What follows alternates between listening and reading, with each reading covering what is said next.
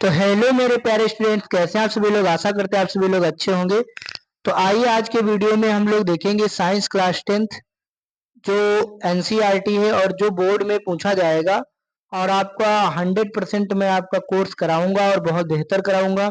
95+ % number पिछली बार भी बच्चे हमसे पढ़कर लाए थे, इस बार भी लाएंगे। तो आइए देर ना करते हुए सीधे वीडियो पर लिए चलते हैं। रासायनिक अपक्रिया एवं समीकरण पूरे लेसन का शॉर्ट वीडियो देखते हैं। तो चलिए यहाँ पर देखते हैं। यहाँ पर पहला प्रश्न क्या है आप सभी सामने, रासायनिक अभिक्रिया क्या होती है। ये अगर प्रश्न आ जाए रासायनिक अभिक्रिया क्या होती है तो आप लोग क्या लिखेंगे। तो यहाँ पर लिखेंगे कि जब कोई पदार्थ किसी दूसरे पदार्थ से मिलकर एक नया पदार्थ बनाता है तो उसे रासायनिक अभिक्रिया कहते हैं। जैसे लोहे में जंग लगना, दूध का दही बनना। ठीक, दूध से दही बन जाता है तो रासायनिक अभिक्रिया है, कोई नया पदार्थ बना। लोहे में जंग लग गई तो जंग लगा लोहा पुनः लोहे में नहीं बदलेगा, एक नया पदार्थ बना है। आगे देखते हैं रासायनिक अभिक्रिया की पहचान कैसे करेंगे।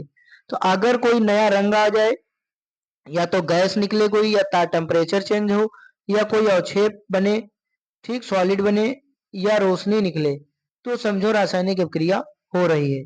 ये रासायनिक अभिक्रिया की पहचान है। अगला है रासायनिक समीकरण क्या होता है। रासायनिक अभिक्रिया को संकेतों और सूत्रों में लिखने को रासायनिक समीकरण कहते हैं। माने उसको सिंबल और फार्मूले में जब हम लोग लिख लेंगे तो उसको हम लोग बोलेंगे रासायनिक समीकरण। यानी Mg+O2 MgO, मैग्नीशियम ऑक्सीजन की उपस्थिति में जलकर मैग्नीशियम ऑक्साइड बनाता है। अब बात आती है अभिकारक और उत्पाद क्या होते हैं, यानी रिएक्टेंट और प्रोडक्ट क्या होते हैं। तो वे पदार्थ जो पदार्थ अपक्रिया में भाग लेते हैं उन्हें अभिकारक कहते हैं, जो नए पदार्थ बनाते हैं उन्हें हम लोग उत्पाद कहते हैं। ठीक है, जैसे कि ये रिएक्शन थी तो इसमें मैग्नीशियम और ऑक्सीजन ये अभिकारक हैं, और मैग्नीशियम ऑक्साइड की जो राख बनी है ये उत्पाद है। अगला देखते हैं संतुलित रासायनिक समीकरण किसे कहते हैं। तो जिस समीकरण में दोनों तरफ यानी एरो के बाईं तरफ और दाईं तरफ अभिकारक और उत्पाद हर तत्व के परमाणुओं की संख्या बराबर हो उसे संतुलित समीकरण कहते हैं। द्रव्यमान संरक्षण के नियम के कारण समीकरण संतुलित करना भी जरूरी होता है। द्रव्यमान संरक्षण का नियम क्या है। तो रासायनिक अभिक्रिया में ना तो द्रव्यमान बनता है ना ही नष्ट होता है, यानी अभिकारकों का कुल द्रव्यमान उत्पादों के कुल द्रव्यमान के बराबर होता है। ठीक है, माने इस साइड का द्रव्यमान और इस साइड का द्रव्यमान बराबर रहता है। इसे हम लोग द्रव्यमान संरक्षण का नियम कहते हैं। अब बात आती है कम्बिनेशन रिएक्शन यानी संयोजन अभिक्रिया की। तो जब दो या दो से अधिक पदार्थ आपस में मिलकर के नए पदार्थ का निर्माण करते हैं तो संयोजन अभिक्रिया कहलाती है। जैसे CaO+H2O, यानी बिना बुझा हुआ चूना जब जल मिलाया जाता है तो बुझा हुआ चूना बनता है। इसमें बुझा हुआ चूना बनता है और गर्मी भी निकलती है, यानी ऊष्मा भी निकलती है। तो इसको हम लोग ऊष्मा क्षेपी क्रिया भी कह सकते हैं।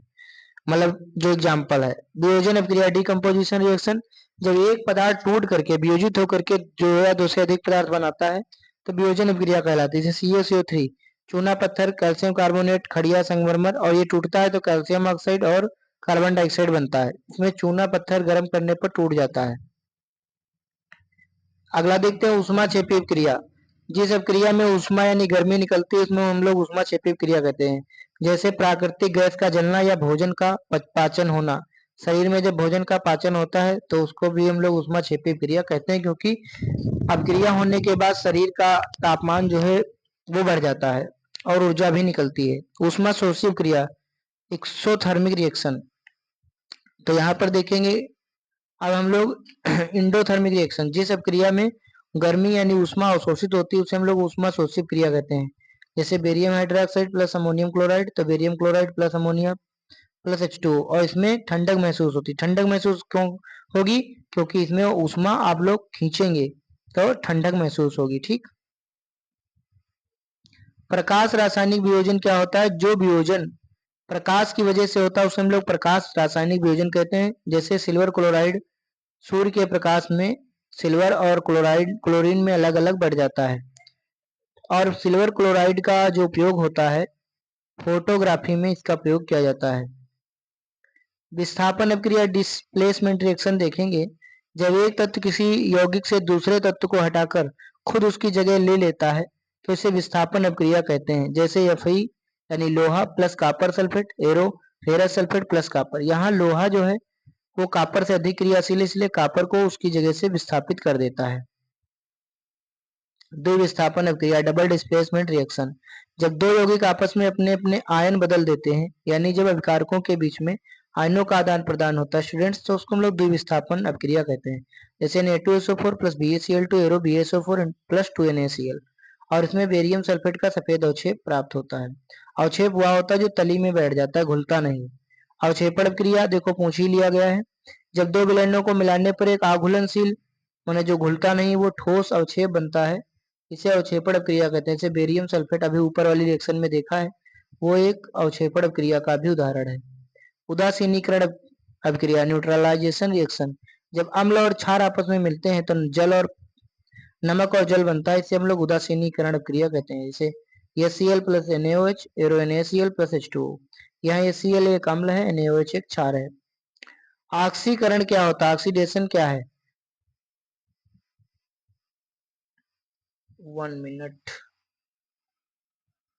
तो जब किसी पदार्थ में ऑक्सीजन जुड़ती है या हाइड्रोजन निकलती है तो उसे ऑक्सीकरण कहते हैं। ऑक्सीकरण का मतलब होता है ऑक्सीजन का योग या हाइड्रोजन का बाहर निकलना, ठीक, या इलेक्ट्रॉनों का त्याग करना। 2Mg प्लस O2 2MgO, तो इसमें ऑक्सीजन का योग हुआ है, तो ये हो जाएगी आपकी ऑक्सीकरण क्रिया। अब हम लोग देखेंगे अपचयन क्या है। अपचयन अभिक्रिया, जब किसी पदार्थ से ऑक्सीजन निकलती है या हाइड्रोजन जुड़ती है तो उसको हम लोग अपचयन कहते हैं, या इलेक्ट्रॉन ग्रहण किए जाते हैं, ठीक।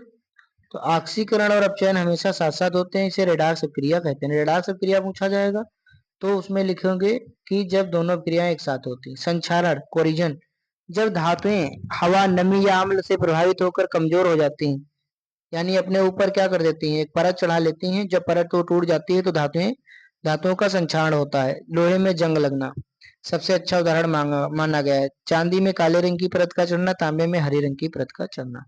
देखो आ भी गया, चांदी का काला पड़ना, चांदी हवा में मौजूद हाइड्रोजन सल्फाइड से क्रिया करके काली हो जाती है, यह भी एक संक्षारण का उदाहरण है।